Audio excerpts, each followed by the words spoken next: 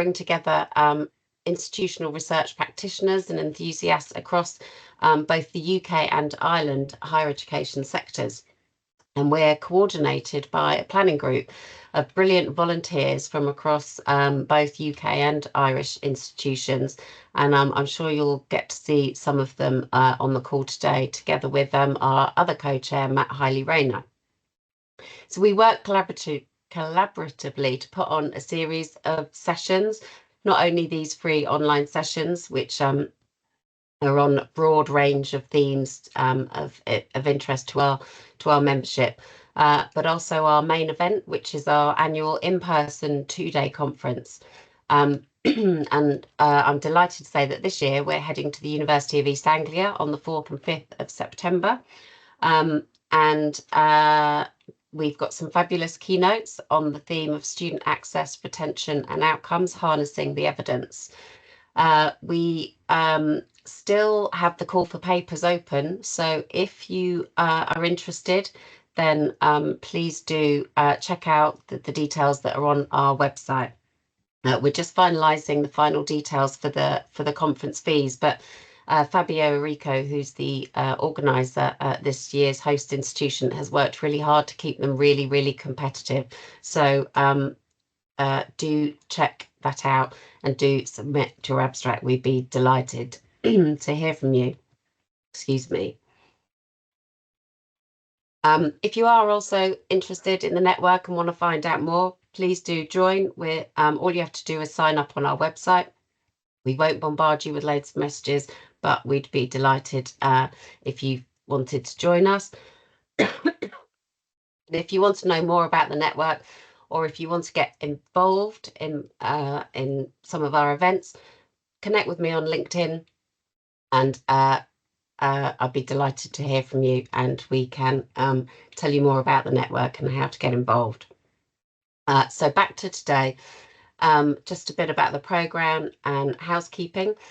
Please feel free to put your cameras on if you want to. We will be recording the presentation elements, so if you don't want to be seen in there, turn them off, but we won't be recording the Q&A session. We've got a packed agenda, so I'm going to be really brutal with times and keep us moving. And we've got 5 sets of presentations in total.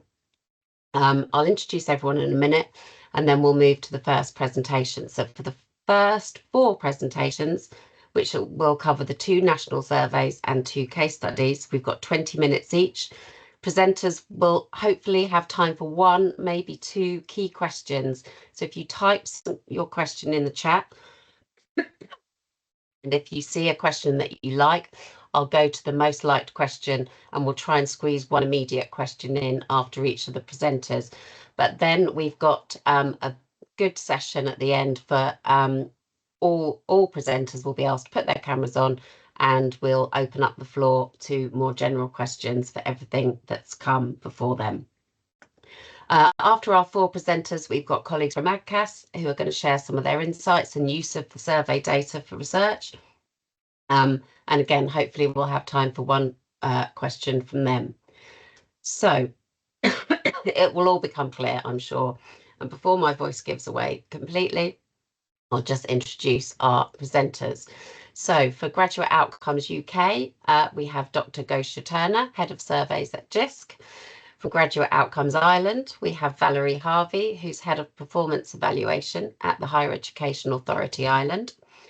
And our institutional case studies today, we've got David Maguire, Business and Insight Analyst, and Dr. Jing Bergi Tian from Dublin City University. And then also Stuart Marriott, who's Associate Director, Careers and Employability Service at the University of Nottingham. Then we are going to hear from Claire Toogood, who's the Research and Strategic Project Manager at AGCAS, and Colette Percival, who's Chair of the AGCAS Data Insights Working Party and Head of Student and Graduate Talent at the University of West of England. So I'm going to stop talking because I can't talk anymore and hand over to Gosia. Thank you. Thank you, Rachel. You did very well. Well done. Just trying to get my bearings. Good afternoon, everyone. Right. Can you see it? Can you give me a thumbs up? So good, we're all good to go. Brilliant. So I'm going to talk to you about the Graduate Outcome Survey UK. I am head of surveys at JISC, but also HESA. Oh, these are old slides. I'm sorry, these are the wrong slides I've sent you. I've just realized. That's fine. It's just a different brand. Slides are actually exactly the same. I'm not sure what happened there. Very sorry. Right.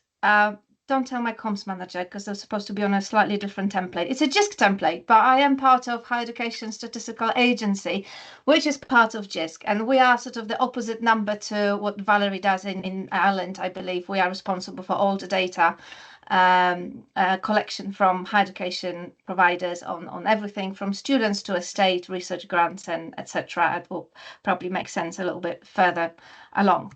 Right, so what is Graduate Outcome Survey?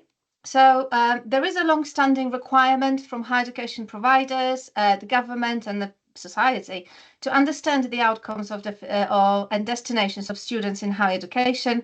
Now, probably more than ever, with high student fees and the job market that we've got at the moment. So obviously, everyone is very, very interested in that data. So a bit of history. So as I said, this is HESA. HESA brand looks like this, not like JISC. So I'm really sorry for that. It probably doesn't make more difference to you. But a bit of a history.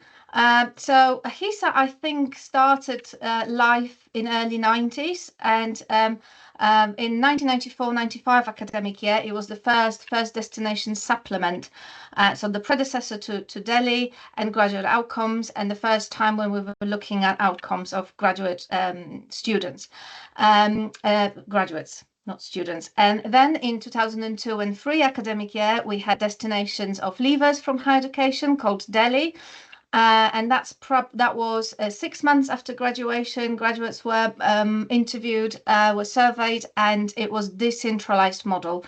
So providers were responsible for collecting their own data and then returning them to HESA. That's the same model that is currently operating in Ireland, I believe. But Valerie obviously is going to tell you more about it. Between 2015 and 2017, we had a big Delhi review. For the time being, we had a New Delhi survey. There was a big consultation with the sector, and what emerged from this consultation is the new survey called Graduate Outcomes Survey, which for the first time was administered in 17-18 academic year. Last year, in 2024, we got our official statistics accreditation. So we have been officially accredited by the Office for Statistical Regulation in the UK. We are just about to publish year 6 data. It will be published this summer, and we're currently in year 7 of the survey. We're currently in cohort B. I'm going to explain what cohorts are. And we surveyed those who graduated between November 2023 and January 2024. So what is the survey? So we survey all graduates from UK HE providers. That means not just in universities, but also further education colleges that have HE provision. So everyone. We survey them 15 months after graduation.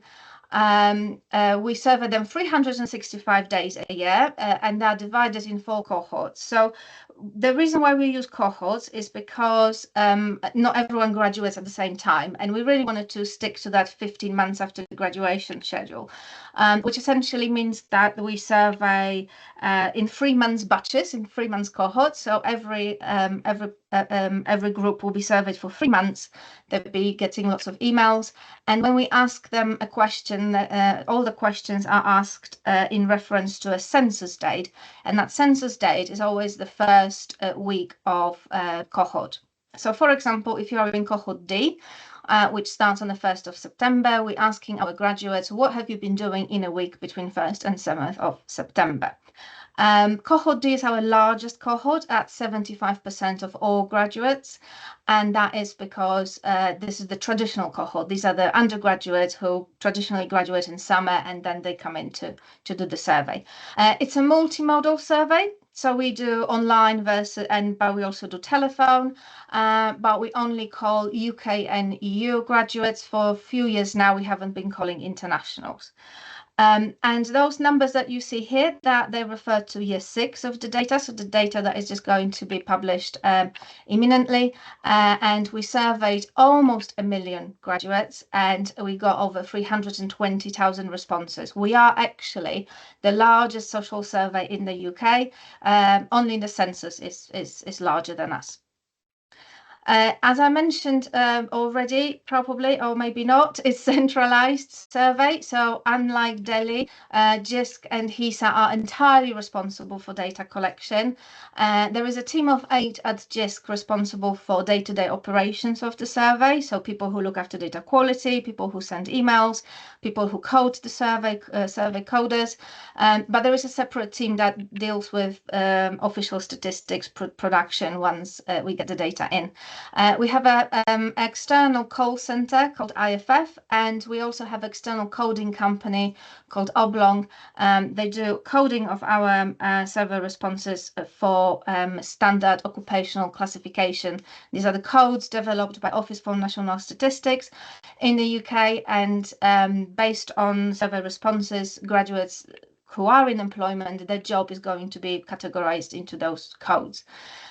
Providers are not allowed to contact the graduates during the survey window, but they can send up warm-up communications and communicate with the graduates before the survey opens. Questionnaire.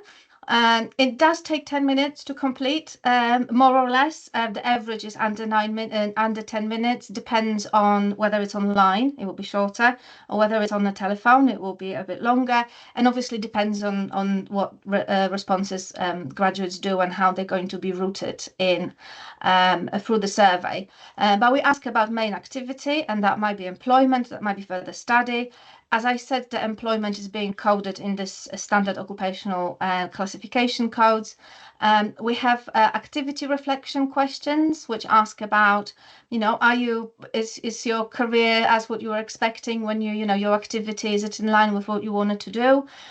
We've got well-being questions. There is a graduate choice question, which is a very interesting data. It's about hindsight and knowing what you know now. Would you still choose this degree? Would you choose this provider? Or maybe you wouldn't choose higher education at all. And we also have a special opt-in bank for research graduates when we ask a lot of postdoctoral doctoral graduates about their experience as researchers. Probably the biggest criticism of HEISA is that our data is not very timely. So you actually have to wait for our data. That includes graduate outcomes for some time. So these are the major milestones of when you get the data. And it works that providers return their student data to HEISA. And recently there have been some delays because we introduced a new student data model, and that caused a lot of headache both for us and for providers. But they return the student data to us, and then people at HEISA identify who are those who belong to graduate outcomes population. So essentially, who are those who qualify to be surveyed in the coming year. That goes back to providers, and providers are asked to provide contact details for the graduates, and that will come from alumni office, that will come from different sources, student records, that sort of thing. We asked for all the mobile and landline numbers and all the emails, and that may hold for those graduates. That comes back to us, and we start the field work. And as I said, it takes 365 days, divided into 4 cohorts, and we close the collection on the 30th of November. And we open another one on the 1st of December. So it's literally constant churn in our team. After the collection closes on the 30th of November, the first data delivery is happening in March, and this is where statutory customers, so i.e. government bodies, get their graduate outcomes data, and that's also the time when providers get the first batch of their whole data set from that collection year. And then in summer, there is an official data release, and that's where everyone can see sector level data. And that's where the official stats are produced from the survey. So it does take a while, as you can see. Well, response rate, it wouldn't be complete without a response rate. So This is our response rate. We've got two different response rates. We've got the home response rate. These are the graduates who are being called. But we also closely monitor the overseas response rate. That's the ones that are not called. And you can see that around year 4, when we ceased calling them, it's went down significantly, because obviously that's what happens when you only do the survey online. Our response rate from home graduates always sort of hovered around 50%, and the best was our year 3 at 53%, which is probably because everyone was in lockdown and had nothing better to do, just do surveys. But this year we are actually, so this is the data, year 6 hasn't been published yet, 46.7% for home students. For the first time we are under 50%. That's due to certain technical difficulties we had with our calling, and that was in the very worst time that could happen to us. It was in the middle of cohort D, as I've mentioned, the largest cohort, but there were other factors as well. So it was almost like a perfect storm of different factors that impacted that response rate. But yes, so it's slightly lower, and we're not very happy to be under that 50% mark, to be fair, which is still great, but it would be good to see 5 at the beginning. So how data is used. So there is there are few different places where you can get our data when data is available. And already mentioned the direct data delivery, and that's to providers and statutory customers like Office for Students, MEDA in Wales, Department for Education. Then we have the HEIs official data release. That's the summary statistics on our website. There are a few dashboards, a few tables. And there's also an open data repository where we have a lot of Excel files, essentially. Then we've got JISC Analytics, which is another arm of JISC, and they have a service called HEIs Plus. That's a subscription service. It's Tableau-based. It has a lot of dashboards, and essentially you can interrogate all of the HEIs data that is returned to HEIs. There is a dedicated graduate outcomes dashboard, and that's the one that is really good when you are a small provider and you may not have your own analytical team to do data analysis. So if you wanted to compare yourselves about when you wanted to compare yourself with the sector, then that's the best way to do it if you don't have in-house analytical team. And then we also provide tailored data sets. So if you're a journalist or if you're a researcher, you have a particular question in mind, you can purchase a tailored data set that will be tailored for your research needs. Graduate outcomes data is predominantly and foremost used for regulation. That's why everyone is obsessed about it. And the measure that we are obsessed about it is the so-called graduate level employment. It's called B3 progression measure. It's administered, it's devised by Office for Students, which is the UK regulator. And we're looking at those who are in graduate level employment or further study, which is called a positive outcome of your degree. And for year 5, for home graduates first degree, that was 71%. I don't know what it is for this year yet. Apart from it, there are lots of different bodies and people who use our data. I've already mentioned statutory customers. Obviously, providers are a massive group, and I'm sure that Stuart will tell you more about what they do with graduate outcomes data in-house. Current students, so students who are just, towards the end of their degree, they're looking at the career prospects, and they will use the data with their careers advisors, looking at, well, what can I do, what my colleagues done when they graduated. Sector bodies, so obviously we've got AGCAS here today, so Colette and Claire will probably tell you what they do with graduate outcomes data at their end. We've got employers, we've got researchers. Prospects Illuminate are part of JISC. They're based in Manchester, and they essentially support graduates in getting jobs. And they have this flagship publication called What Do Graduates Do?, which is published every year around November time.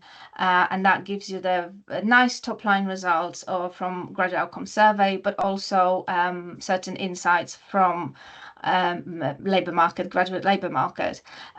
Also recently we had a very good report published literally just last month from Universities UK International. The report is titled Gone International, and what they did, they got a Taylor data set and they linked student data with graduate outcomes data, and they were looking at students who spent a time during their studies abroad and how that affected their career prospects.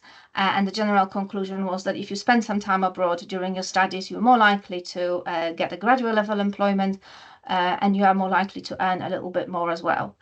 Then we've got journalists as well, and they're my least favorite group. They are prone to making pig's ears from my data, so I'm not going to mention anything more about that. Challenges. So obviously response rate is a big challenge. I think that there's some questions popping at me. I'm going to take them in a minute, but it is a big challenge, as with every survey, every social survey. You know, they are going down. International graduates is another one, simply because we're not calling them, but it's a huge amount of money needed to start calling them again, and there are no easy answers there or easy solutions. Engagement in both terms with the survey from graduates, but also with the sector, and also getting our data out there. We're not very good at actually showcasing our data to the way that to the sector. So I would like to do more with that one. So yes, so talking about the future and priorities. So these are my main focus areas for the next 12 months and beyond. Maintaining response rate. And I think I'm not putting increasing response rate, I'm putting maintaining response rate. And that is because I'm being realistic about it. The response rates are going down. Our respondents have changed. It changed how they interact with technology, but also they're becoming a bit more challenging population to survey. If you think about young people these days, you know, they're not having an easy life. At the moment, they have lots of challenges as a cohort, and they probably the last thing on their mind is to do another survey. Data showcase. I want to showcase our data better. I wanted to have a getting out to the sector, telling them how wonderful our data is and what can it do. I don't think we do enough of that as HESA in general.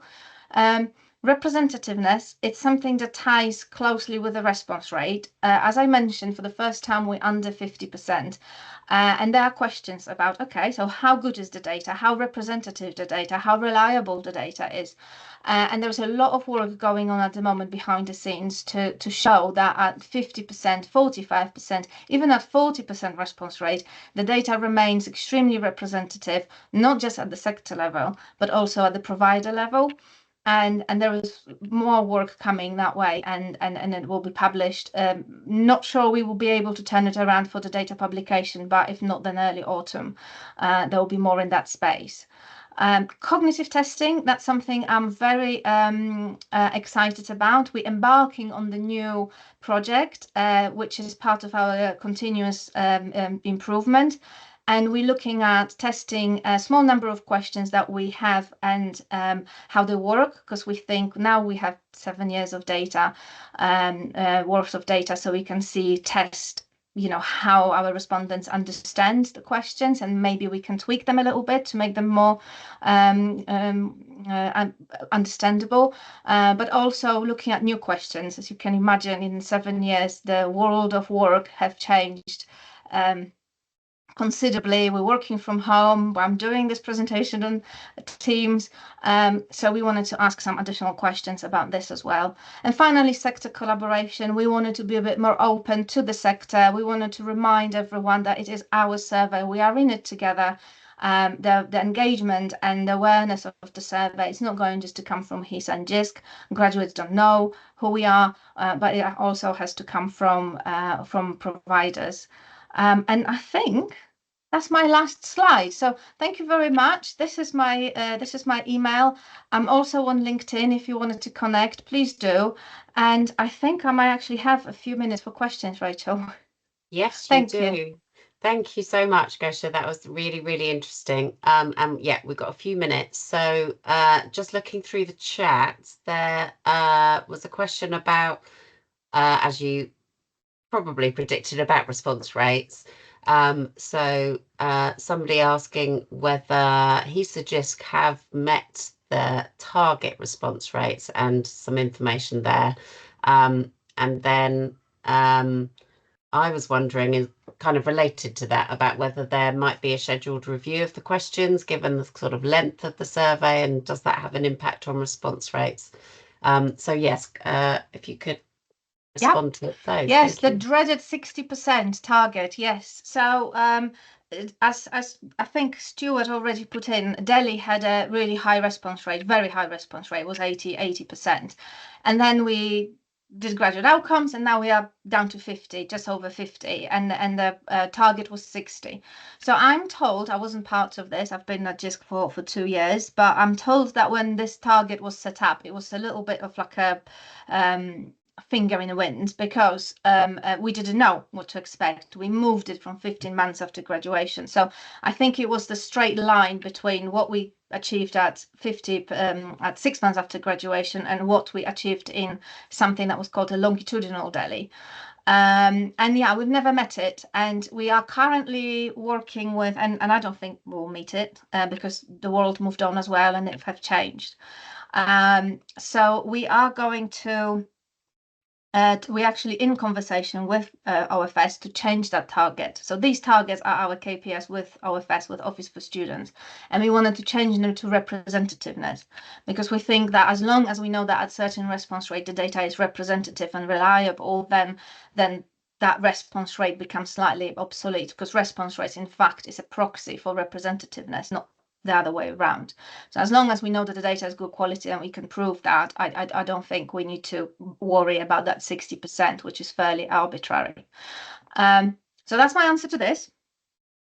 And talking about questions, lots of people say the questionnaire is long. I think it's a bit of a myth, because actually it's, as I said, you know, it takes 10 minutes. It really takes 10 minutes. And we actually see a very low dropout rate. So the problem we've got is to get graduates to do the survey. But once they start to do the survey, our dropout rates are actually fairly small. I think they're around 7%, which I think are actually really small for a survey. So and it's higher with those who come in later in the survey. So someone who's just like so budget and so like fed up with us calling them, and they decided to do it, and then they say, actually no, I don't want to do it. Or it's someone who will pick up a lot of options in that first question when they say, oh yes, I have my own business, I actually am in employment, and I also volunteer, and I'm developing my own portfolio. And there are people like this.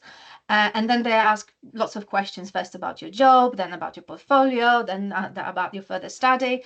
And then they say, okay, you know what, I had enough.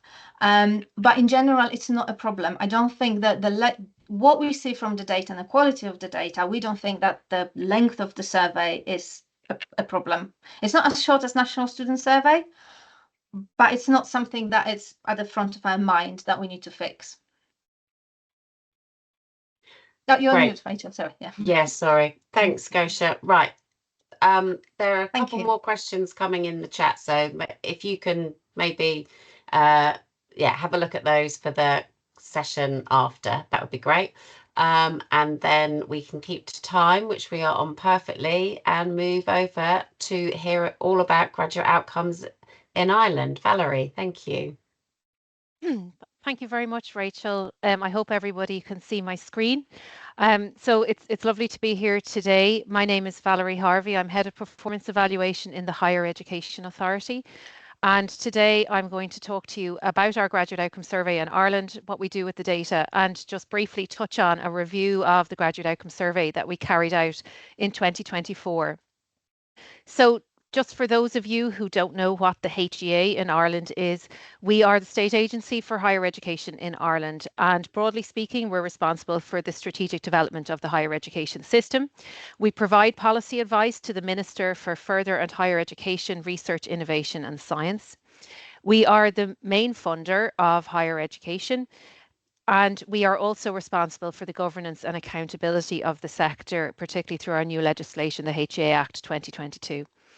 We're also then responsible for different policy initiatives across higher education, equity of access and widening participation, and then also equality, diversity and inclusion. Then we're also the contact point for the Erasmus program. So we have responsibilities in terms of internationalization, then also teaching and learning and research policy. And most interestingly, we are responsible for statistics and data analysis within higher education. So as an intro, I just want to talk about how we collect data on our graduates in Ireland. The first is through, we do it in two ways, excuse me. The first is through the Graduate Outcomes Survey, which is what I'm going to talk to you about today. That's been in place since 2017, and we do carry it out annually. Now, I should say, just in terms of history, we have actually been tracking graduates in Ireland through a survey since 1982, and it was called the First Destination Survey, and that was reviewed and updated and turned into the Graduate Outcomes Survey for 2017. And we do it every year. We just didn't survey the graduates of 2019 in 2020, and that was because of COVID. It includes our universities, our technological universities or TUs, our IoTs, which is our Institutes of Technology, and our colleges. So it's mainly publicly funded institutions. We have one private institution in there at the moment, and we hope to add 2 more next year. It covers all levels of third level education, what we call the National Framework of Qualifications level 6 up to level 10, but the shortcut is that level 6 is your short undergraduate kind of certificate course, and then all the way up to level 10 is doctorates. Our census date is 9 months after graduation, so it's quite a short time from graduation, and we capture quite a lot of further study. So anybody who's doing that 1 year further study is going to be captured as being in further study in our survey. We do also have administrative data in our National Statistics Office, the CSO, and that approach uses our PPSNs, which is our unique individual identifier, to track graduates by linking up education records with revenue and social protection records. And right now we've about 10 years of longitudinal data. Hopefully that'll be updated to about 12 years this year. But I'm not really going to have time to talk to you about that. I'm just going to talk to you about the Graduate Outcomes Survey. So unlike in the UK, we have a distributed approach to the collection of data, and I don't intend to read through the list of all of the institutions here, but it's just so that you can see how many different institutions are running the survey, and they all plug their data into the HEA each year. Technological universities, you'll see I have a number in brackets after each one. Technological universities, by definition, were formed from amalgamating institutes of technology together, and in some instances, you might find that the different campuses of a TU might run the survey actually differently to other campuses of that same TU. So basically, the survey is carried out slightly differently in each of these institutions and then returned to the HEA. In terms of how we gather the data, I said the census date is about 9 months after graduation, and our census date is the 31st of March. So our question is, what are you doing on the 31st of March? And each institution is given flexibility to decide on its own fieldwork window. And I'm speaking in totally broad generalities here when I say that usually institutions open their survey for about 6 weeks. They have about 3 weeks for emails and 3 weeks for calls, but I'm speaking very, very generally when I say that. Some institutions may start as early as March, some run all the way up to August. All we say in the HEA is that we would like the data to come in by early September. We then audit the data, we do checks on it. And if we identify any issues, there's 2 weeks to fix those issues and get the final file into us. We work hard to get the report out by year end. I do always think it's nice to have the data out in the same year that the graduates were surveyed. It seems very timely, and even just flipping into January, suddenly everything seems a bit out of date. So really try to stick to that. And our response rate nationally is around 50%. It's actually just slightly below, but I'm rounding up. So, but we do keep around the near 50% mark. I'm just putting this in here because I figure somebody might be interested. You know, if we're all doing it in different ways, what are the different platforms used? There's a list of some of them there. Qualtrics is one that comes out quite frequently. Most institutions carry out their survey in-house, but some do outsource out to statistical consultancy companies. I'm also figuring that people might be interested in incentives. So there are some varying approaches. Some institutions do not use incentives and may even have policies precluding the use of incentives. Some use vouchers, some give donations to a student assistance fund, some might give actual, prizes. For our part in the HEA, we're trialing the use of some vouchers this year to see does it have an impact on response rates, and it's going to be interesting to see whether that makes any difference. So in terms of what we do with the data, the first thing I want to say actually is that the we publish the data, we publish the national data set, and that is for the public, and it is for public consumption. And I just have some screenshots there from the major newspapers, the Independent, the Times, the Examiner, and also the Journal there. So, and what I always actually surprises me is every time we bring out graduate outcome survey data, it does tend to make one of the main media outlets. There is a big public interest in graduate outcomes data. And without wanting to dwell on data or on figures, just to give you a sense of what we publish, this is the number of graduates who are included in the survey every year. You can see it's actually increased quite a lot since 2017 overall, and we're missing that 2019 year because of COVID, as I said before. We have our 4 main, activities that our graduates can go into: employment, further study, something else, and then seeking employment. And then, and again, not to dwell on the numbers, but we capture the kind of the usual stuff that you capture in a graduate outcomes survey: occupations and sectors, contracts, locations, salaries, whether people did a work placement, that sort of thing. And then also those questions that are maybe a bit more subjective, how did you find out about your job? Or, if you had your time back again, would you do the same course? I think Gosia made reference to that kind of question, the relevance, the rating of relevance of course to job, and that sort of thing. And actually what our website looks like is we bring up these big dashboards. On the first one there is an employment dashboard, and the second one there is a further study dashboard. This is just a screenshot, so I can't click into it, but you can filter according to gender, degree, field of study, domicile, year, and so on.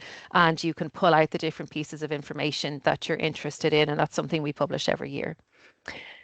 The other thing that I want to say in terms of who is the data for? The data is also for our institutions. And I suppose the point that we have speakers here from Nottingham and Dublin City University who can talk much better about what institutions use data for.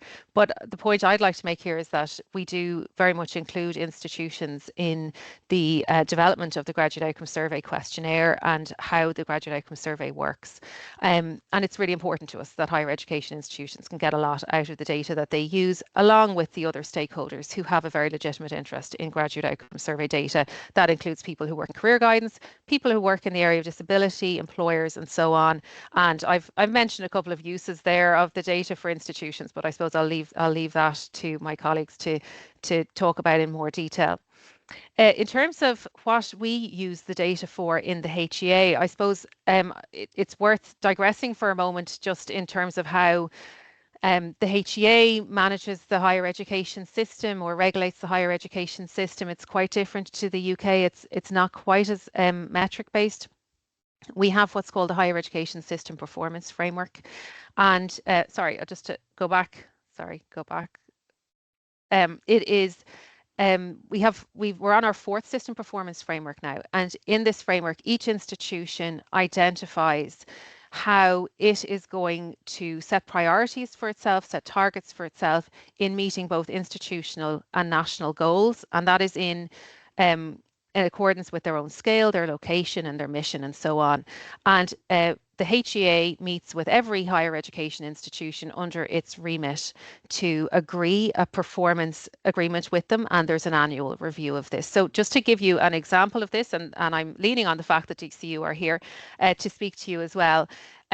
This is up on our website, so this is public information. So for example, DCU have a priority around transversal skills, and they set indicators for themselves and targets for themselves. So each institution identifies what they're doing. It's not a case that we set, as Gosia was explaining, targets or we gather data around occupations and see what percentage of graduates are going into professional occupations or so on. So what do we use the data for? I was trying to summarize this in a sentence, and what I came up with was it is a key national data metric and informs the evidence base for higher education, which is maybe a little vague, but I hope to take you through a couple of examples of it in a moment. We don't use it to allocate funding. And we also generally produce data at a national level. We do have institutional level data available, but it's not presented with the aim of direct institution to institution comparison or course to course comparison. We have produced specific statistical reports with institutional comparisons, but we have really focused on the need for the reader to consider how institutions differ from each other in terms of their levels of study, their fields of study, and also the different types of students that those institutions have in them. So just to talk about how we do tend to use our data, and I'm going to focus on the area of access or widening participation. So one thing we've done, for example, is to link our graduate outcomes survey data with disability data, so we can compare graduate outcomes for those with and without a disability. And it's not, again, to focus on the chart, but it's just to give a kind of a placeholder for what we're doing here. This can then feed into national policy objectives in our national access plan. We can do something similar in terms of looking at address data, so we can link our graduate outcome survey data with addresses to look at socioeconomic status and compare graduate outcomes for those from a more disadvantaged or affluent socioeconomic area. And again, that feeds into the National Access Plan. We also are working hard to link up our data with other agencies, and there's a state agency that allocates student grants. It's called SUSI. So SUSI isn't a woman. SUSI is Student Universal Support Ireland, which is the grant awarding authority. And we've linked our data up with SUSI to look at graduate outcomes, comparing those who received a grant and those who didn't. So it's really about strengthening the evidence base there that we have for higher education. I briefly want to talk about the Graduate Outcome Survey review that we carried out in 2024. So I mentioned that the Graduate Outcome Survey first came in 2017. We actually started working on it in 2015, and 2015 was a very different time in higher education compared to where we are now. So, for example, in 2015, there were no technological universities. They hadn't, none of them had actually been formed yet. So we just had different types of institutions. In terms of data, actually GDPR as legislation hadn't come in. So we had different kind of data legislation behind us. We also hadn't seen that move to like micro-credentials, for example, so a big shift in terms of provision that's happened over the last 10 years. And then, of course, there's this increased use of digitalization and the effect of like the long-term effects of COVID on the way we work and so on. So what we wanted to do was to review the Graduate Outcome Survey to make sure that it's still fit for purpose and that it still works and does what we want it to do. So if I can kind of just go around the wheel there quickly, the first thing was in red. Oh, sorry, I've gone down again. Is that we wanted the Graduate Outcome Survey to reflect the higher education landscape. So in other words, it is fit for purpose for how Irish higher education is structured. Turning to the turquoise bit, we want to make sure that our Graduate Outcome Survey data continues to be of the highest quality. And it is very well regarded internationally. A couple of years ago, the European Commission commissioned a report into graduate tracking across Europe, and Ireland is considered to be a leader in terms of how we track our graduates. We want our data to be obtained as efficiently as possible. So I mentioned the distributed approach to collecting data, and there might be an assumption that centralizing it is more efficient, but we wanted to make sure that whatever approach we have is one that works for everybody. I've talked about joining up data and making data accessible and publishing our data, and we certainly want that everybody who wants to access access our data can do so in line with ensuring that people's privacy is respected. And then I mentioned our policy frameworks. We want to make sure that our Graduate Outcome Survey data also meets the needs of national policy decision making and so on. So we actually had a number of elements to this review. Some of it we did ourselves in terms of looking at response persistence. I know Gosia mentioned that as well. And we have very good response persistence too. But the main part of it was a consultative review that was carried out with stakeholders. We got an external and independent company to go out and talk to our stakeholders. They spoke with 42 people, 25 were from higher education institutions. And their overall top-level finding was that our survey is robust and efficient. It has high-quality data. There's a strong response rate, but there's that flexibility there for institutions to collect meaningful response rates. Effectively, the the findings were that our census date of 9 months post-graduation is appropriate, and the distributed approach to data stands. So everybody going out and collecting the data and sending it in to us is something that is working. They've made recommendations about updating the questionnaire, looking again at the cohort of graduates that we include or exclude from the survey, thinking about how we can best promote the survey, which is really tough, accessibility, and then also better communicating our data, which is something that we can definitely work on. We have a group in place that's implementing some changes for 2026, and that work continues on throughout this year. So that's me. Just to say, if you wanted more information, it's graduateoutcomes.ie. We also have a Blue Sky account. We're sort of slowly euthanizing our Twitter account, our X account, and we also have LinkedIn as well. And so I just want to say thank you very much for your attention, and happy to take questions. Thank you. Thank you so much, Valerie. That was really, really interesting. Just kind of, yeah, really good to see the similarities and differences across the two. So we've got 3 minutes for some questions, and Gosia's been furiously responding to all the questions in the chat. So I'm trying to find one for you, which I think there's a question about clarifying how you define positive outcomes. Do you use the SOC coding method? And then there's one about incentives, which is a clear difference currently between UK and Ireland, and whether you'd noticed if incentives were having an impact on response rates at provider level. Okay, so they're great questions. So to go with the first one on occupations, we actually do employ SOC coding. So a lot of our coding might be different to UK coding because we tend to use European based coding, but we do actually use SOC codes. So we have the same SOC codes as the UK. We also have an additional SOC code that we added in for postdoctoral researchers. But we don't tend to produce the same, that kind of office for students, like are you in graduate employment or not. I've actually been really so intrigued by this that I've started to actually look into it in terms of our own data as well. And I do kind of think it's an interesting one. I think it really depends on the field of study too. And I think that's important to take into account, particularly if you're looking at institutions. You know, if you have an institution that really only provides medicine, I would expect all of the graduates to be going into one of those top 3 occupations. Whereas if you have an institution that provides courses at lower levels of study in maybe tourism or hospitality, you're not going to find it as much. And I'm not sure it's a reflection of an institution. It's just a reflection of provision. But it's not something. It's there. We have it there. You can take a look at it. And in fact, we're going to bring out a report looking more at occupations and sectors in the next little while, but it's not something that it's not a particular statistic that we calculate and set out there. In terms of incentives, I think incentives is such an interesting one because there will be people who swear by incentives and say that, unless you incentivize a survey, people won't answer it. And then there are other people who say, we tried incentives for years and it never made any difference. And then we got rid of all our incentives and it had no impact on response rates. So I'm going to say I don't know. I don't know if incentives really work or what is the secret.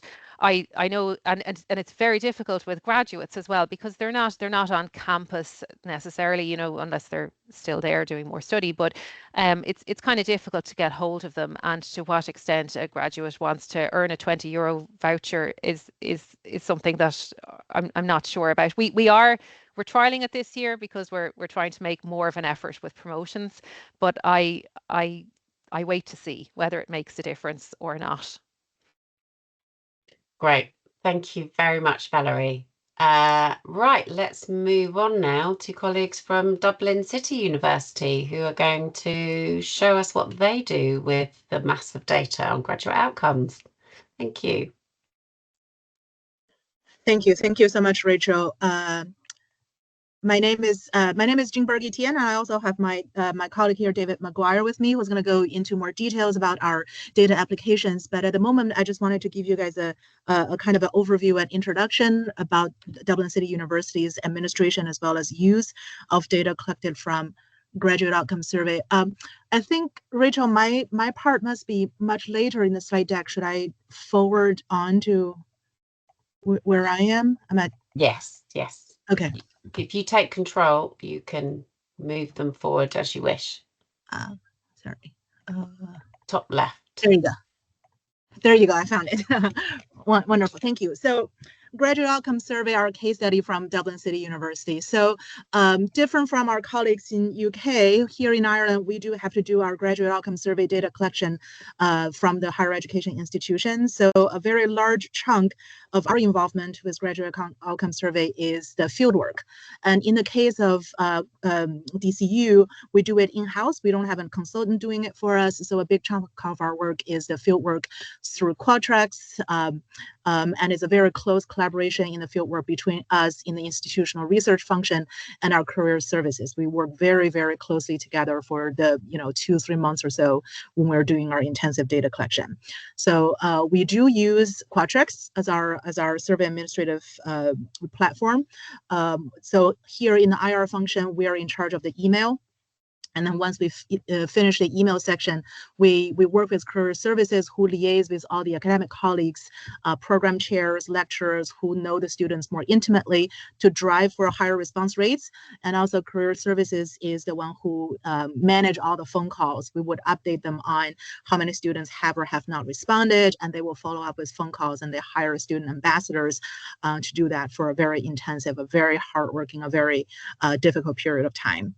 After all the data is collected and collated, we will work with career services to do a very in-depth data cleaning and coding. So our colleagues will be, looking at things like, employer names, job titles, any open free text in terms of barriers or their current status. They'll be coding them into categories and cleaning it up. That's quite a lot of hard work. And we're looking into options. We're looking into a solution that will be more automated. That might be AI-based, but at the moment it's still quite manual, unfortunately. Once the data is clean and transformed and ready to go, our IR offices take it over back again, and we'll be doing more in-depth analysis internally first. We'll turn it into a communicative dashboard for data sharing, and David will go into more details about that. And then career services will take it over from there to apply it and use it, and we will clean it up and turn it into the right format and turn it over to Valerie and her team here at HEA. So our field work, just like Valerie introduced, is going to be about 6 to 8 weeks. 3 weeks of that is on emails communications. We use both personal and school-based email addresses. We send 3 rounds of reminders. We use 3 weeks on that, and then once that's over, we turn it over to the telephone phase. This is sometimes a little more than 3 weeks. I would say it might be 5 weeks in total. We do give them 2 to 3 different numbers that we might have, a personal number, like a next of kin number. And I think the ambassadors would call each number 3 times to leave a message or try to catch them on the spot. We do use additional information to fill in for some graduates if they don't pick up the phone or if they don't complete the survey themselves. For example, we do have information on students who continue with their further studies at our own institution here at DCU, and our alumni also does our alumni office does once a year an update, a campaign on updating the alumni where you are at the moment, and we link in with their data to update our record if the students chose not to respond to the survey. So that's how we do our field work, and our dashboard currently is a visualization of the data set that we collect and return back to Valerie. So we communicate to our colleagues in career services and in faculties our response rates, our current employees' economic status of our graduates. If it is employment, if it is someone's working, we report on their main employer, salary bands, their job titles, the industry that they're working in, the location that they're working in. If it is in further student, we report on the institution that they're studying at, their disciplines, levels of education, and also locations. And for people who are in, seeking employment or other activity, we would summarize the barriers. We code and present their barriers and other information. We do also report on the relevance of the course, the placement, and the significance of that, and all the other questions. We do kind of a page to summarize them as well. Two additional recent expansion of the graduate outcome survey data analysis. We also included deprivation index that Valerie also talked about. We got the response from HEI back on the social economic status of our students, and we would do a cross analysis between deprivation and graduate destinations. And we would also look at graduate mobility. So the place where you're recruited from at the beginning of your student journey here at DCU, is that the same as where you end up in the end? How frequently or how much do people travel between your home origin, your domicile versus your destination? Two additional dashboards that we're still continuing to work on. One is benchmarking against national averages or national trends, using the really nice dashboard that HEI has been developing, has been sharing with the rest of us. And also, we're developing a general overview industry engagement dashboard where graduate outcome survey will be feeding into, is one of the metrics, one of the assessment of evaluating our relationship with employers and companies and organizations that our students end up with. In terms of how this data is being used, so of course the most frequent use is our career services consultants or colleagues in there use it very frequently and very extensively on student advising. So if you're in this course or in this qualification, what are the likely career outcome for you from experiences of your of students in previous years? All the program chairs and our academic colleagues in faculties and schools do also have access to their own program and schools data, and if they want to do reviewing of their curriculum and other information, they can. And in our program review, in our periodic program review that conducts every 5 or 6 years, data from graduate outcome survey is also kind of a requirement. It's built into the checklist of their PPR document that they need to present and report on their graduate outcome surveys data. And also our marketing and communications team and our external engagement team use graduate outcome surveys data very extensively as well in student marketing and recruitment, in advertising, and also we use it in communications with external stakeholders about how many of our students actually end up working for you as their first job after graduating. So this is kind of an overview. So I'm going to turn it over now to David, who's going to give you an overview about the data dashboard that we share with our colleagues at DCU. Thanks, David. Thanks, Jing. So this is our dashboard here on Power BI. So it's actually one of my first projects I worked on when I joined DCU, was working very closely with the DCU Career Service to kind of bring together their 4 years of data from graduate outcomes starting in 2018 up until 2022.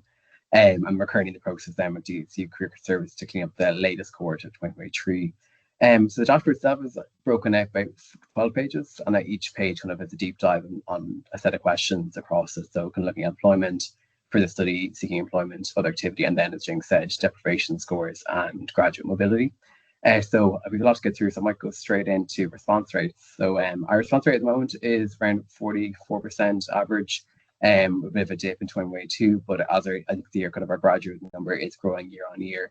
And then a lot of the dashboard, we kind of have this drill down. We've combined DCU data so that we have, so in terms of like access and disability alongside deprivation scores as well, and also kind of our faculty and school mapping as well to see those kind of insights on the faculty and school level as well. So you can see at program level, our highest response rates amongst undergraduate students, and then you can then drill down again. Look at the faculty level, we've kind of our lower response rates from Institute of Education and Science and Health, and these students are mostly kind of nursing students or teachers, so it is that case of they're not the typical graduate, they are working kind of different areas, and kind of getting to those graduates is kind of proving kind of a more difficult thing, but I think we're kind of a changing approach year on year. Moving on then to economic status, then this is an overview of kind of what the graduates are reporting to be doing on the 31st of March. I can see that we've around 95% of our graduates are either working or studying post-graduation, and it's kind of going up year on year, which is great to see. And then again, kind of drilling down by access to disability and international students as well, and looking at that data so you can kind of see working or studying or seeking work. One interesting one of this is international students seeking work. It's kind of quite high, which is a kind of surprised me in particular, just seeing that kind of detail as well. And then again, you can drill down by our faculty as well. And then also graduates are asked, is the likelihood of doing their same course again? It's great to see that it's very likely or likely is the majority across our graduates as well. Then looking in more depth into employers and job titles, the DCU Career Service did brilliant work in terms of mapping back kind of the employer data, the free text, So it's kind of categorizing that data. So they did their own categorization of around 140 categories of employment using kind of employer and job titles. And also graduates are asked as well what kind of sector they're working in and what kind of occupation area they're working in as well. So they report that themselves. So you can see our top employer in DCU is DCU grad is Department of Education, and we've a pretty large faculty of education. And then followed by that actually is DCU ourselves is an employer of our graduates, and then followed down by KPMG. And then we've also, you can see the year-on-year trend as well. So it's 1.9% say of graduates of that year will say they're will respond saying they work in Department of Education. And then job titles as well. We've a lot of teachers, and then kind of going down to software engineer and nurse and accountant as well. And again, you can kind of drill down by job title, employer, and category. So one interesting one is probably software engineer, which we have here, or software developer, and then seeing where they're working and also the category or the sector as well, and where are these software developers working. And you can see if it updates. Occupation, I think it's a bit slow. But it's sector, yes, financial, information, communication, looking at, I'm sorry, there we go, it's a bit slow. There we go, transportation, human health, and social work. So you're going to see the sectors of those who are saying they're software developers and where they're working as well. And we're also looking at trends as well, and just seeing is there any particular job title that's kind of cropping up year on year as well.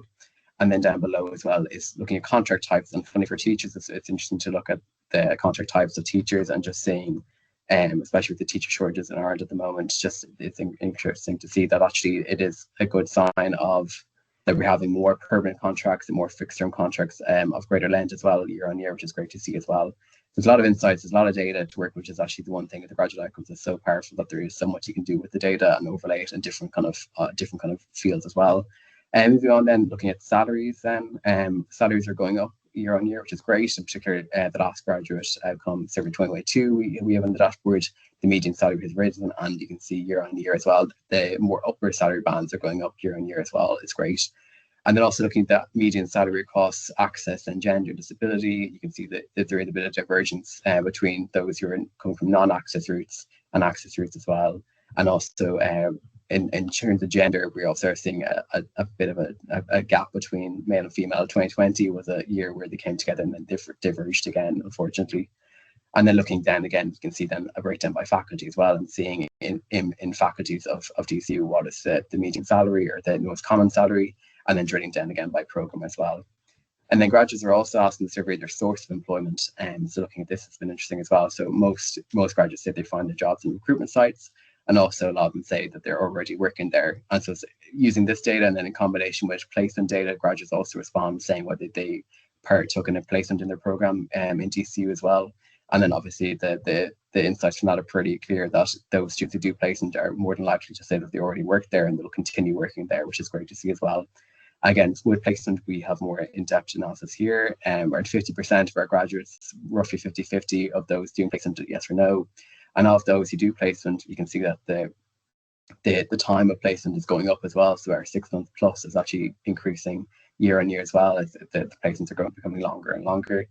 And those who do placement as well, and they're also asked then as well if or all graduates are asked if they needed the program in order to do the job that they're currently do, and how relevant that job is to their or how relevant the program is to their job as well.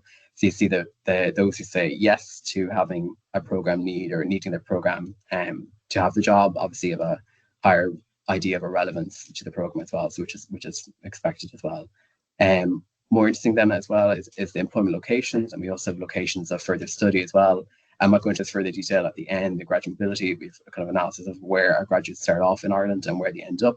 But most of our graduates in DCU, 91% of them are working in Ireland, but there's a massive draw towards Dublin on the east side of the country. A lot of our graduates are going to Dublin, while then there's a kind of some going to Cork and Galway, but there's a huge draw. I think it's like on a national level, there is a huge draw towards Dublin. Of those working overseas, the UK is our top country, followed by the United States, Germany, and Spain, which is kind of expected for DCU because we actually have a global business program in those countries of Germany, Spain, and the United States. So again, those working overseas actually are quite likely to working overseas as part of the program are more than likely then to go back to that same country, which is interesting to see what that is. That's holding true. In terms of sectors as well, across Dublin, we have interesting look here, mostly education, financial insurance and real estate, IT as well. And then in the UK, the sector is looking at the same sort of financial, again, information and communication. Looking at further study, so we have a dashboard on this, looking at the kind of the institutions and the courses they do. So most of our graduates who are in DC do stay in DCU and continue the postgrad study there, which is great to see as well. And then most of them will stay in Ireland as well, with 7% studying overseas. Of those doing further study, most of them are doing the Masters in Accounting, and most of them actually had come from doing the BA, which you can see below as well. If you look at the programme, you highlight accounting, very slow. We'll see here, the BA in Accounting and Finance in DCU. So they'll continue their study in DCU with the Masters. And similarly with the PME and the Postmaster Education, if they want to go into teaching, a lot of them were doing the BAJH here as well. So if we highlight that, we'll see the BAJH. In terms of locations as well, for study, it's a bit more spread than the employment locations. We do have a lot of graduates going down to Cork and Limerick and Galway, but the majority are staying in Dublin. Of those doing further study overseas, the UK again is the top, but our most frequent university overseas is the Maastricht University in the Netherlands. So doing masters in, masters in work and organizational psychology. And then as well, our further study in DCU rate is going up as well in the last 2022. Of those doing further study, the mode and what they're doing, they're turned towards thought. Postgraduate is the most frequent. Again, mode of study is mostly on campus, with the outlier of 2020 obviously being mostly online or distance education. Students and why they're doing further study, we've most students are reporting saying they want to it's a requirement for progression in future employment, or then a change or improving career options. And then finally below we've an ISCET look at what type of education they're going on to do, mostly education, science and accounting as well. And moving on to those graduates who report that they're seeking employment on the 31st of March. We see again 2020 was an outlier in terms of COVID, with a 5.5% response rate, or 5.5 response of seeking employment. And again, looking at this on the terms of access in disability mature, again, international had the highest kind of the disparity between non-international as well. But one great work that the DCU Career Service did was, again, looking at the barriers that students reported to what they said was the barrier to employment, and then provided it in terms of categories and subcategories. So they provided us with 13 categories and then 61 subcategories within those categories. So say COVID, you see a lot of students said COVID in 2020 was being a barrier to employment, or in the labour market in the latest cohort is competitiveness was one subcategory of barrier, or visa permit, or geographical location. And again, you can then deep dive this into our faculties and our schools and the particular programs and or domicile, either Irish, non-EU or unknown, or gender as well. And then again, graduates are then also asked, have they held jobs since graduation? And of those, yes and no. It's further further insight then from there. I might skip on to the deprivation scores actually, because I think I'm running out of time. But this is kind of a simple overview at the moment. We're going to be working more on this now as we go on, but this is a simple overview of our DCU graduates and the areas that they come from. So most DCU graduates are coming from marginally above or below economic areas or affluent. And then it's looking at kind of the economic status of those amongst that. So we have the highest working rate is amongst very affluent students. Other activity, there's a kind of a disparity then. We've highest in affluent and also highest in very disadvantaged. It'd be interesting to see, which I'm going to do further work, instead of looking and seeing what the activity they're actually doing in terms of this as well. And then finally, I'm going to let us speed on to graduate mobility. So this is very my favourite view, is looking at where the GC graduates came from and where they end up in Ireland.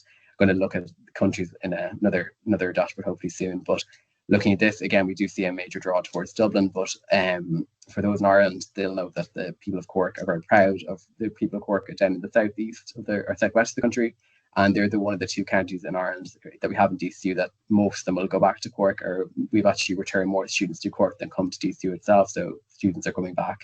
But you can see that the border counties, the flow is mostly going to Dublin, or from the county level with Cork, say, if it load up, there we go, Cork.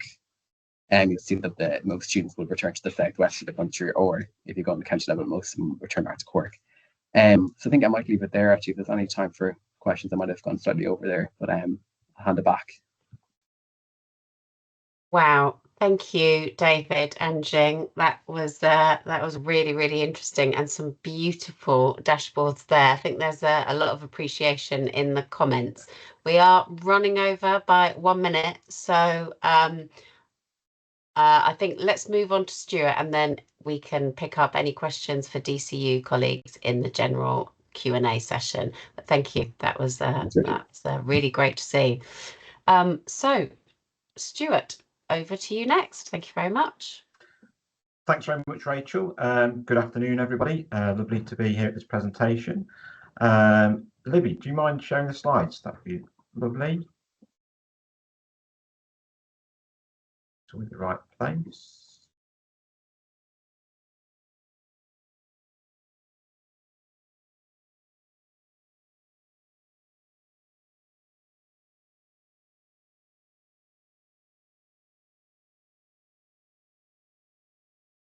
Can everyone see my slides? It says using the data, and it's got a picture of some of our students. Can someone give me a thumbs up? Lovely. Yes. That's great. Yeah. Thanks so much. So, Stuart Marriott, I'm an Associate Director within the Careers and Employability Service here at the University of Nottingham. I've worked in HE since January 2000, and I've always had an attachment to graduate destinations and destinations data. My first job as an admin assistant at De Montfort University in Leicester was to collect first destination survey data, and then as the Destination of Leavers survey was established, I was heavily involved with HEIs and AGCAS in helping develop and shape that survey, and I had 9 brilliant years collecting thousands and thousands of survey responses, inputting them and analysing them, sharing them with our colleagues in academic and professional services departments. In 2009, I moved into a business development and employer engagement role, and I thought I got away from the destinations data arena, but very quickly realised what a useful tool the Delhi survey was in giving me ideas about which employers to talk to and target, but also giving me great labour market insight and identifying which were the key sectors and key industries for De Montfort to sort of focus on when we're doing business development activity. 2016, joined the University of Nottingham as an associate director, and guess what?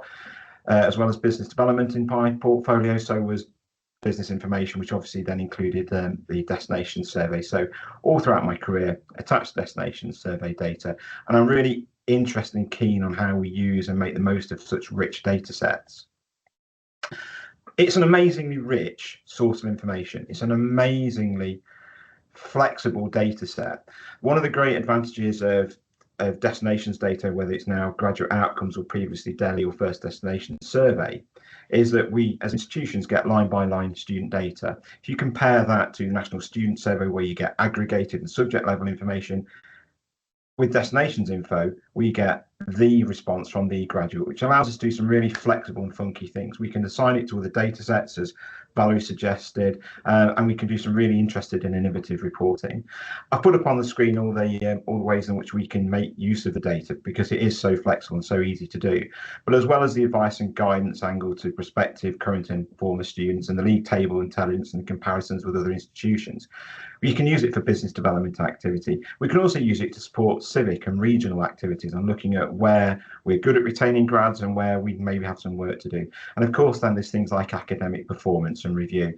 Is there a new programme being suggested? Is there demand from certain types of industries and sectors? How well is a course performing or a subject performing in comparison with its peers? Really, really flexible, really useful and interesting data. And it's so wonderfully easy to present as well. It lends itself to great visualization. 25 years ago, I was busy seeing paper booklets for individual faculties that looked at all of their courses through various lenses, but talked about the percentage of people who were working, studying, unemployed or unavailable, what the average salary was for their school, for their programme, what the spread was of people into traditional graduate jobs all the way through to non-graduate jobs, and also looking at response rates as well. Combine that with the What Do Graduates Do publication from AGCAS and from Prospects, you have a really powerful labour market insight tool there.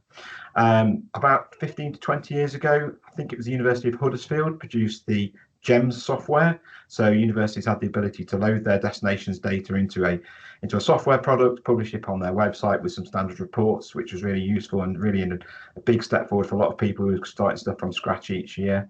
But more recently, we've seen loads of universities make use of things like Tableau and Power BI. University of Nottingham Our main university enterprise data is held on Tableau. As a career service, we've actually gone down the Power BI route just because it's slightly easier to use, gives a few more options, and it certainly makes the data a little bit more transportable, if that's such a word. I'm going to take you through a few slides which show our internal data dashboard. So that's the stuff that we collect solely about University of Nottingham and share with colleagues. But we also do the national data set. So we buy a copy of the national data set for the last 4 years, and it's a really helpful way to sort of show and compare to colleagues across the university how subjects perform, and also gives an insight into just the tight boundaries between some of the graduate outcomes results. So I'm going to navigate through a few of our slides, a few of our dashboard screens. First of all, a main key metrics overview. So we use this to sort of share with students some of the possible outcomes from their faculty and from their course, but we also use it for high-level overviews about how well students and how well certain occupations are doing.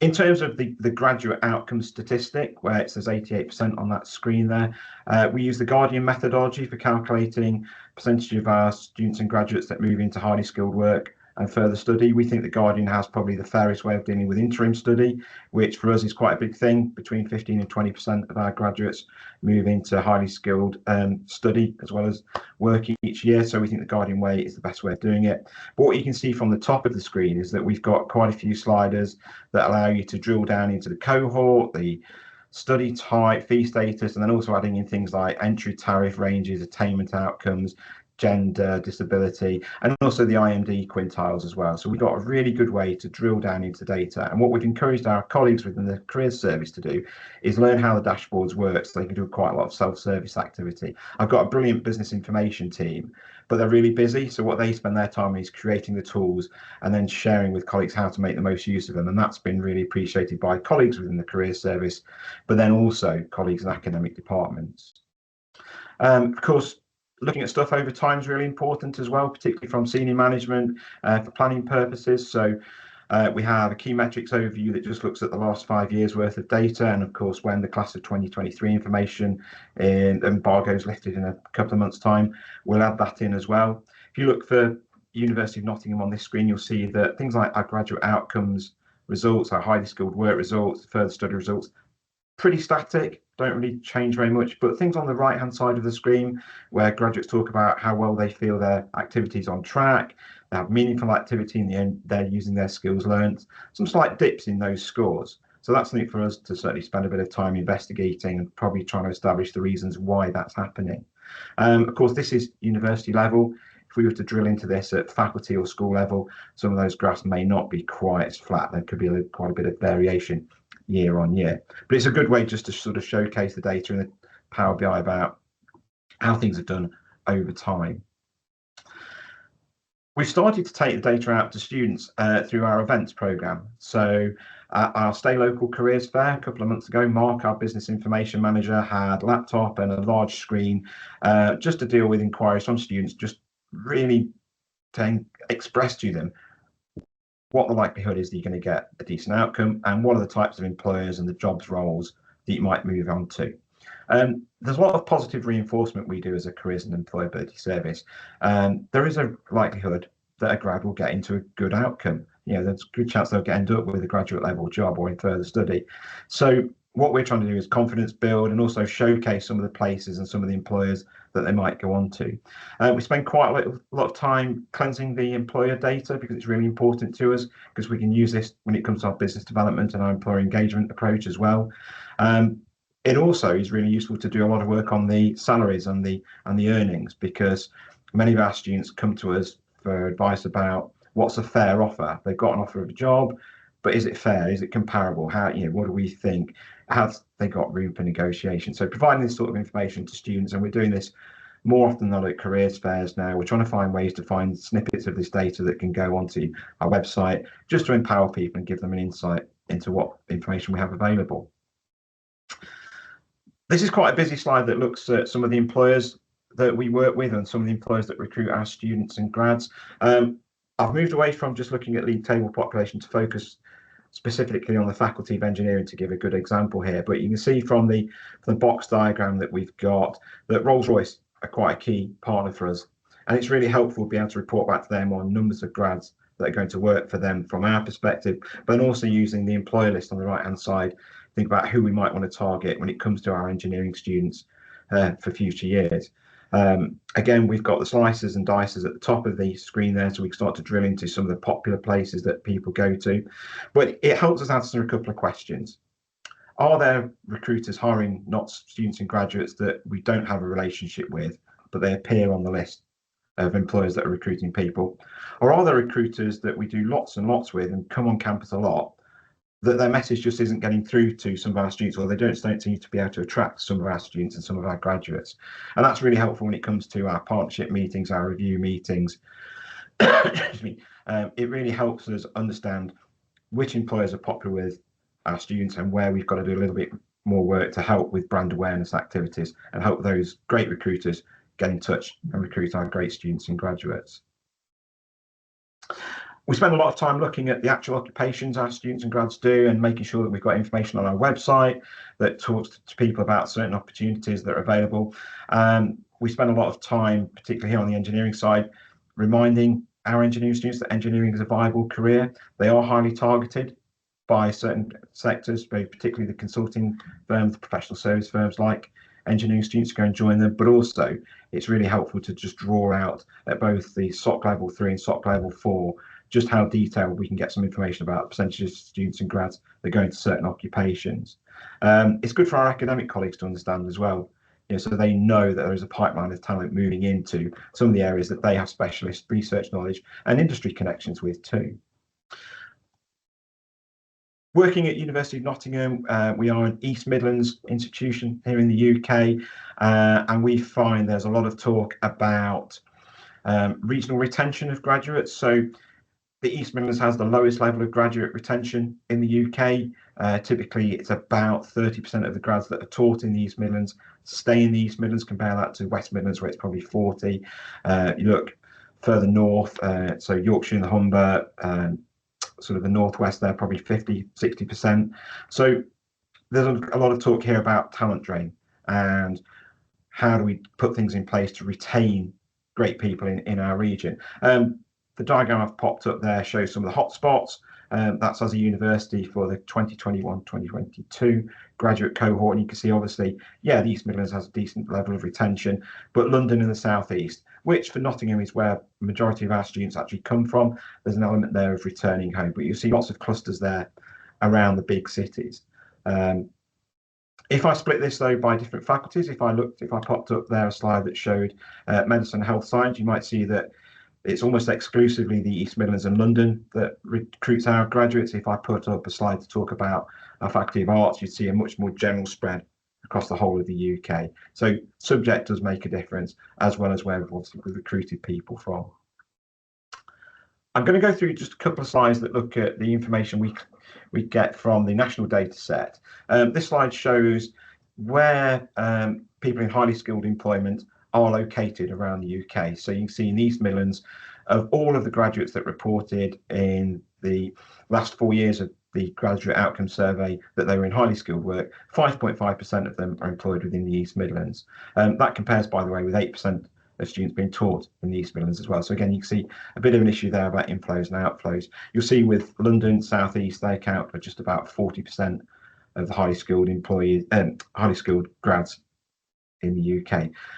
What we've done then is a bit of work to look at where East Midlands graduates go. So you can see for the last 4 years, 36.8% of highly skilled grads taught at East Midlands universities are staying in the East Midlands. So it's really helpful for us when we're talking locally to employers about what they need to do to retain graduates, and gives them some facts and figures about how we compare to other parts of the UK and some things that we can do. We've married this data up with salary information as well, and what we've seen from the results in graduate outcome survey, but also then looking at what's on our jobs board and what we see through the Institute for Student Employers surveys, is that salary is a big issue. The East Midlands is one of the lowest paying regions for graduate recruitment. So there's a bit of work there to encourage employers to pay a bit more, which hopefully may then encourage more grads to stay within the region and retain skilled workers. Of course, senior staff, they're always interested in where we rank in the various league tables. Graduate outcomes is one of the strongest performing league table elements here at the University of Nottingham, and we use the national dashboard to look at where we compare within the UK, within the Russell Group, and within our region. And what you can see for the last 4 years worth of data, we do fairly well in the UK. We're 21st. In our region, the East Midlands, we're second. I think it's just Loughborough that are ahead of us.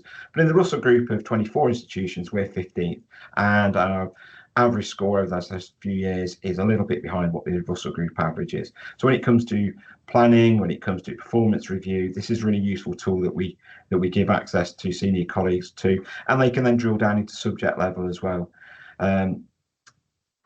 It's really useful to be able to compare yourselves against your peer institutions. We've got filters there which allow you to do this by Russell Group, by competitor group, which is sort of the Russell Group with 1 or 2 taken out and 1 or 2 added in, and obviously regionally as well. It's also interesting to see just how many students are responding to the graduate outcome survey at Nottingham as well. We've got a sample over the last 4 years of 22,000 grads, so a big data set, a big useful data set for us to do analysis on.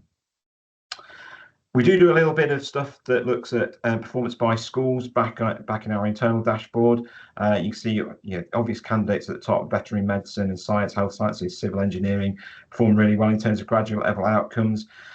We try and do it through a hot and cold spot approach. So the darker the red, the better the outcome, the deeper the blue, the less good the outcome. And obviously there's a tension there for, say, veterinary medicine and science. They're always going to have a good, highly skilled employment, and we're not that worried about potentially people going into further study, because we're training people to move into careers as vets. So there's some good, useful stuff there that we can do to identify high performing areas. Our careers consultants share this data with heads of schools, with heads of department. We design employability partnership agreements where we report facts and figures, come up with action plans, and think about what it is that we can do with the data that helps us advise students and graduates, but also helps shape delivery plans for the future too. Gosia's already talked a little bit about response rates. Wouldn't be a graduate outcome session with me talking if I didn't mention response rates too. At Nottingham, we're not too bad. The screen I've just popped up there shows our league table population. For the first 3 iterations of the survey, we were above the 60% target, which we're really pleased with. The last 2 iterations, a bit below, not terribly bad, but we would like to sort of stick around at that 60% because we think it gives a really good overview of the excellent outcomes that Nottingham students and grads achieve.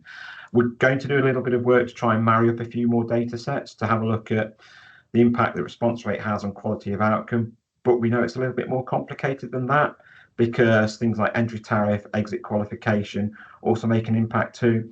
One of our planning team also suggested maybe linking in national student survey data. If you've got a subject area, a school that has sort of less good NSS data, does that impact on graduate outcomes survey responses? Are people that bothered about keeping in touch if they didn't feel they had the best possible experience at university? It'd be really complicated to do, but I think it'd be really quite an interesting, exciting piece of work.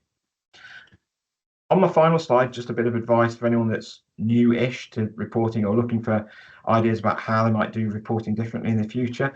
Remember that destinations data is a really rich data set.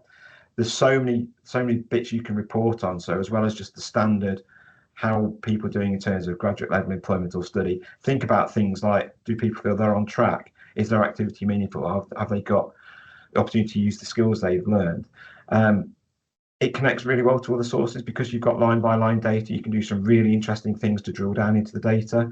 We've done a bit of analysis that looks at the impact of placements. We've done analysis that looks at the impact of leadership roles within the Students' Union. There's some really interesting things you can do by knitting bits of data together. And if you're new to visualization, or you're keen on using Power BI but don't know where to start, I think our advice is just give it a go.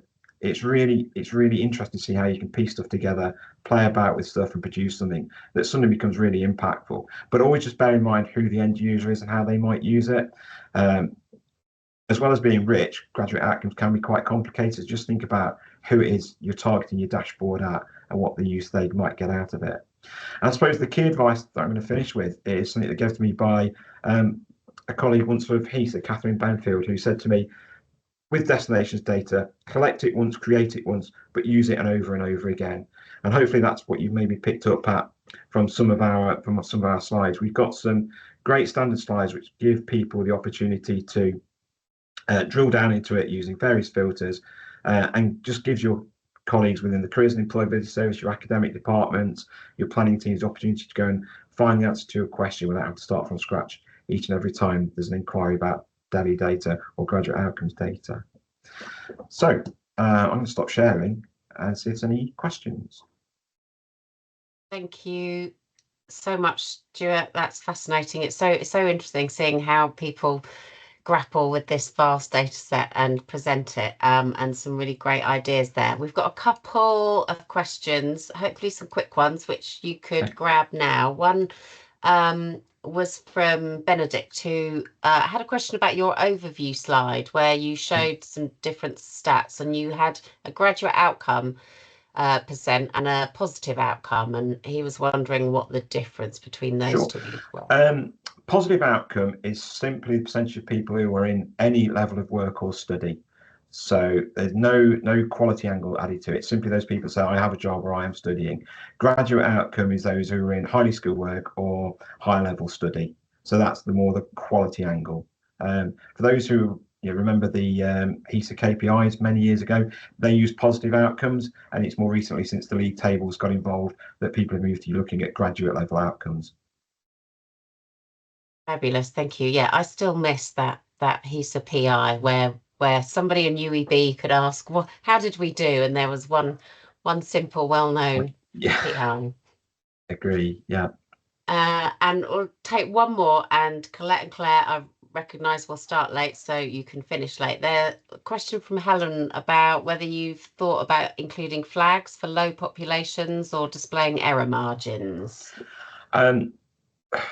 We haven't. We have a message on a lot of our dashboards that says to people, if this is based on less than, I think it's 10 or 20 responses, treat with cautions. But yeah, I think that probably our next project to look at where we do need flags on it. So yeah, this is based on a really small population, particularly for the internal dashboard. If you start drilling away at some of our schools and faculties and applying maybe the ethnicity filter or the gender filter, yeah, you could get to low numbers quite quickly. But yeah, it's good, really good point, Helen. Great, thank you, Stuart, so much. We will pick up there's a few others for you in the chat, which we'll pick up in the general session. So delighted to welcome Claire and Colette from AGCAS. Over to you both. Super, thank you. Is that shared? Can we see the slides? Yes, we can. Brilliant. Okay. So firstly, thank you very much for inviting us to speak today. It's been a fantastic session so far. Colette and I are speaking on behalf of AGCAS, which is the professional body for all things employability related in HE, and we'll be covering how we're using GOS data to explore outcomes and more broadly to support the higher education careers community as well.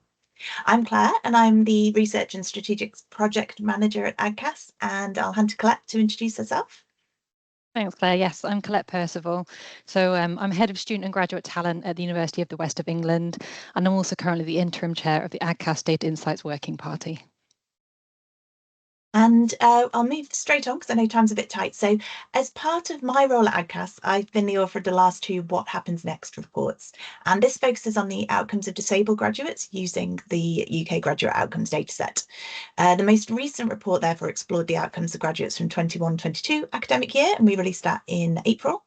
And this is part of a really long-standing report series. So we've been releasing these reports for over 20 years now. Valerie's slides actually showed this topic hitting the headlines in Ireland, and we find that there's a lot of interest in this report and evaluation as well. We're delighted it's recognised and cited across HE and beyond as an authoritative source on outcomes for disabled graduates in the UK. It's featured in parliamentary briefing papers, the Buckland Review, on the OFS website, and in the Disabled Students Commitment as well.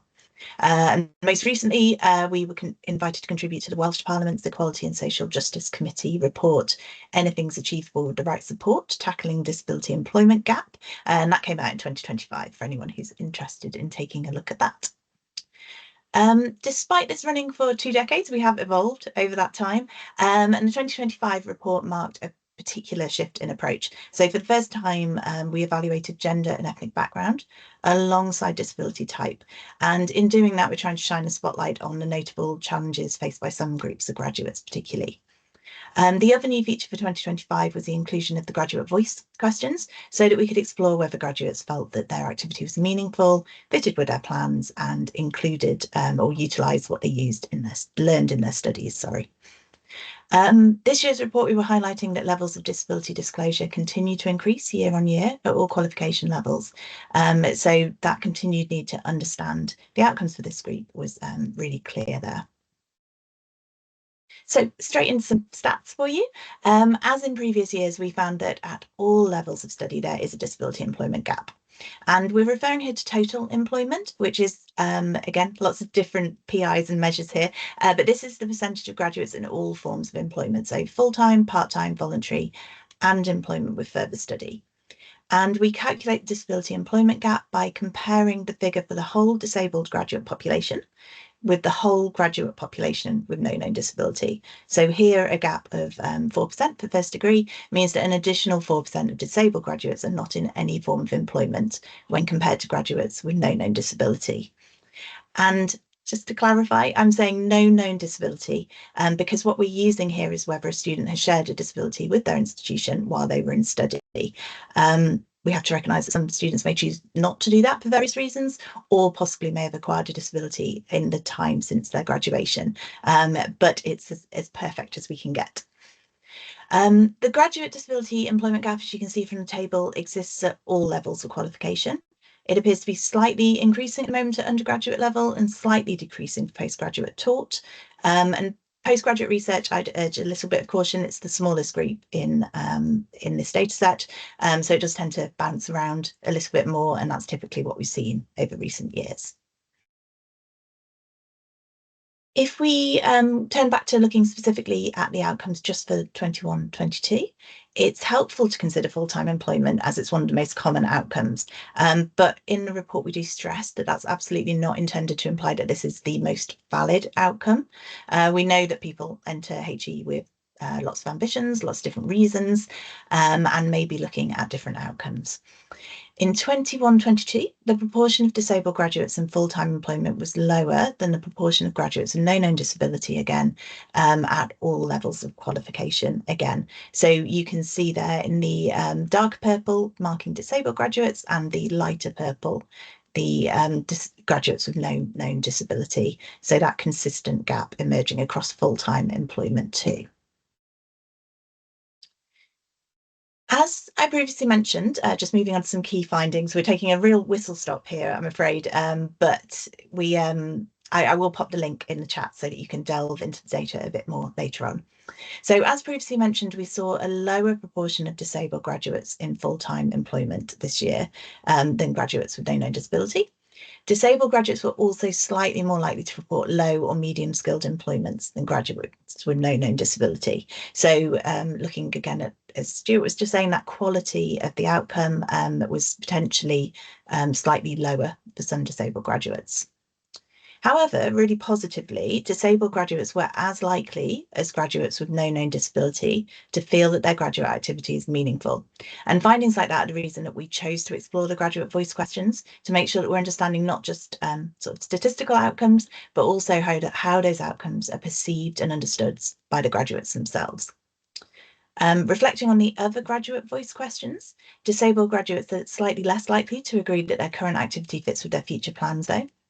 And when we look at the extent to which disabled graduates felt they were using the learning from their studies, we saw quite varied outcomes.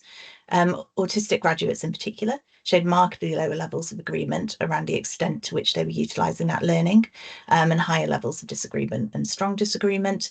And graduates with mental health conditions also typically showed higher levels of disagreement and strong disagreement. However, deaf and hearing impaired graduates and graduates with mobility or physical disabilities and specific learning differences, were more likely to agree that they were using the learning that they'd acquired in their studies than graduates with no known disability. And findings like that highlight the risk of considering disabled graduates as a completely homogenous group. The overall evaluation is useful, but we do need to consider disability type, and we do delve into that within the graduate outcomes report there. As I mentioned earlier, we also explored elements of graduates' intersectional identity in the report. We found that disabled graduates from all ethnic backgrounds were less likely to be in full-time employment, but white disabled graduates were more likely to be in full-time employment than disabled graduates from all other ethnic backgrounds. So marking kind of differences across different groups that potentially mean that there are areas for focus or activity. Disclosure also varied by ethnic background and gender. So white graduates and graduates from mixed ethnic backgrounds were notably more likely to have disclosed a disability while they were at university than Black or Asian graduates, or those from other or unknown ethnic backgrounds within the dataset. Male graduates are also notably less likely to have disclosed a disability too.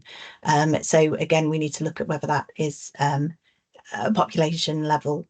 It's less likely that they would have a disability at all, or is there actually a lack of willingness to share and perhaps access support that should be there?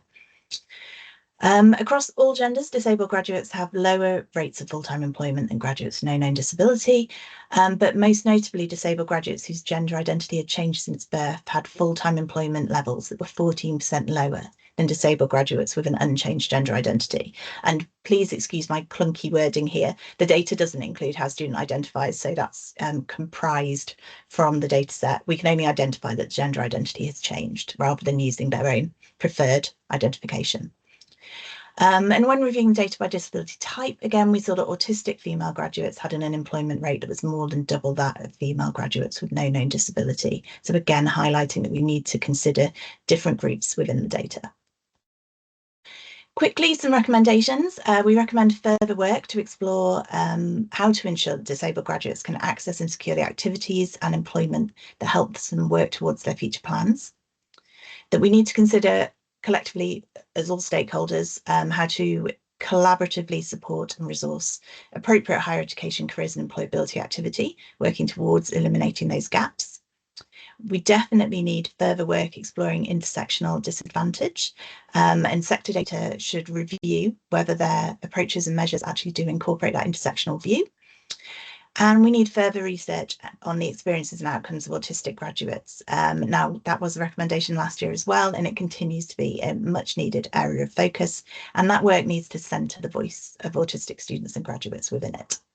So like I say, really quick tour. I will pop the link for this report into the chat in a moment, and it is open access because it's so important in terms of its social and sector purpose. It's not locked to our AGCAS members. Anybody can access this. I will now hand over to Colette for a very quick overview of our Data Insights Working Party. Thank you, Claire. Yes, such an important report, and thank you for covering that. So just a quick note on the AGCAS Data Insights Working Party. I think it's been very well demonstrated today from colleagues how important graduate outcomes data is, how many applications across the sector and publicly, how it can influence everything from learning, teaching, policy, public perception of the value of higher education. It's a hugely valuable data source. And certainly using data and being evidence-led is increasingly the cornerstone of many roles at institutions, not just for data colleagues. So the Data Insights Working Party has been established to respond to the fact that, as budgets are squeezed and the market becomes more competitive, and that more colleagues are having to be more confident in using their data and being evidence-led and showing impact, we collate that need, we represent members and upskill colleagues and build confidence with data, and we're fairly well represented to do that. As well as supporting members to develop their sort of understanding and use and analysis of data as well. So I've got a couple of bits to highlight as well that we're doing this year while I'm interim chair. So our key priorities for 2025 are creating member webinars to showcase good practice and support data confidence. So we recently collaborated with the AGCAS Integrating Employability Working Party to look at data-driven employability activity in the curriculum. We're also looking at data skills, training and development resource. So this will be curated by time commitment and confidence level to scaffold people to start really sort of dipping into learning that might support them, as well as a glossary of terms for student and graduate data in higher education. As more colleagues are starting to work with data, it's just sort of understanding and creating that consistent approach and understanding what those terms are. Yeah, thank you very much.